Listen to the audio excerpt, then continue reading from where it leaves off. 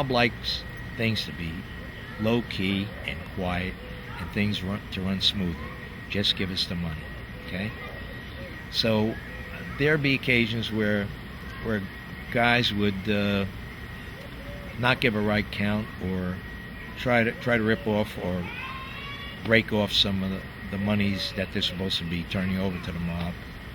I actually saw a guy hung out of a 20-story building. I was in the office at the time, and they were holding him by the ankles. And they said, "You're going to sign this contract, or I'm going to let go." Now, what would you do? You know you make me wanna come on now, come on now, come on now, come on now.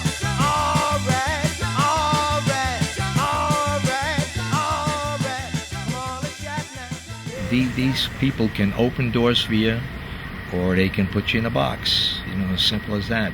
Back in the seminal days of rock and roll, doo-wop music,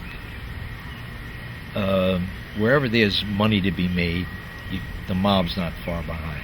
These guys that eventually rule the recording business, the doo-wop business. Yeah,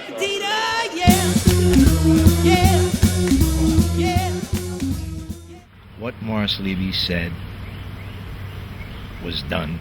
Morris was a tough guy, and he had a very raspy voice, and he'd speak loud. He'd growl more than talk. And when he was speaking to you, he got your attention. While the Peppermint Twist record was released, I was told that in New Jersey, Morris had his own record plant, and they were just printing records, and they were going out by the truckloads. That's why we never got any kind of fair count of what was actually sold.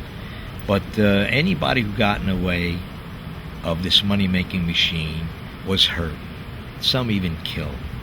And I know of a couple of cases of guys that I had done some business with that were in the recording business, in the record business, and I would see them one day, and I know they had some words of disagreement, and a couple of days later they were dead. When we did go up into the office, I'd usually go up there by myself, and I'd sit around, and I'd see a bunch of characters around, and I knew they were mob guys because I'm from Jersey, and I've been around, and I came from the streets, so I knew some of the guys, and they were always nice to me. But they were in there, and they were there for business. I knew when they were around, there was money around, and they took care of business.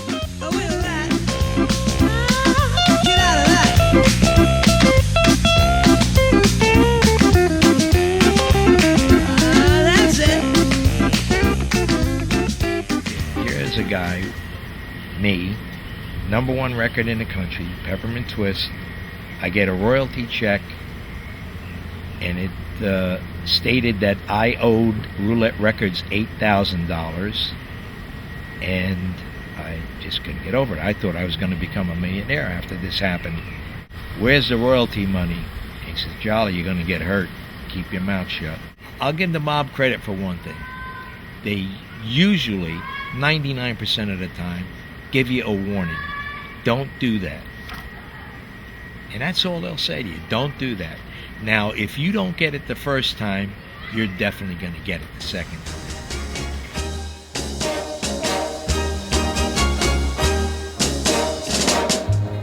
What kind of love is this that makes me wanna jump and shout? I wanna know, what kind of love is this that turns my heart inside out? It's that itchy twitchy feeling that I have inside, something overwhelming that I just can't hide. I wanna know, oh yeah. I'd get in a limo with George Goldner, who became an employee of Morris's after a while, having been the owner of a record company himself. And he'd drive. It'd be a couple of ladies of the evening or hookers in the back of the limo, And we drive to these towns, and they'd meet the DJs. They'd give them an envelope with cash in it. Give them their way with the girls that were in the car, and go on to the next town, and the next town, and the next town. The records were played. And God forbid they took the money and didn't play the records. That's when the baseball bats came out. And even worse, if you're an earner, and that's what they call you, if you're an earner, they take good care of you. But make sure the count is right. Because if you don't take care of the count, then they take care of you. Okay? Simple as that. Just like it is in the sea. The little fish get eaten by the big fish. So let that be a lesson to you.